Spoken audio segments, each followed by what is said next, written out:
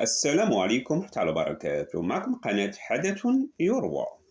زار الفاروق عمر بن الخطاب يوما قبر رسول الله صلى الله عليه وسلم، فوجد أعرابيا يقف أمام القبر، قبر الرسول عليه الصلاة والسلام، ويدعو. فوقف عمر بن الخطاب خلفه وأنصت إليه، فسمع الأعرابي يقول أمام قبر الرسول صلى الله عليه وسلم: اللهم هذا حبيبك وأنا عبدك والشيطان عدوك، فإن غفرت لي سر حبيبك وفاز عبدك وحزن عدوك، وإن لم تغفر لي حزن حبيبك ورضي عدوك وهلك عبدك، وأنت أكرم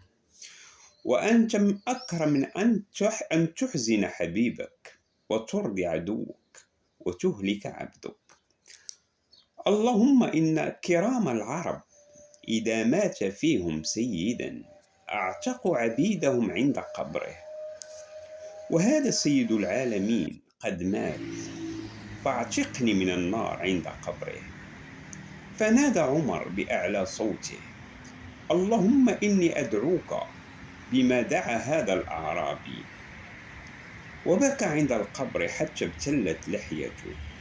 واللهم نحن ندعوك بما دعا هذا الأعرابي، فاعتق رقابنا ورقاب آبائنا وأمهاتنا وكل من له حق علينا من النار يا رب العالمين. وفي الختام لا تبخل بالاشتراك في القناة وضغط لايك، والسلام عليكم ورحمة الله وبركاته.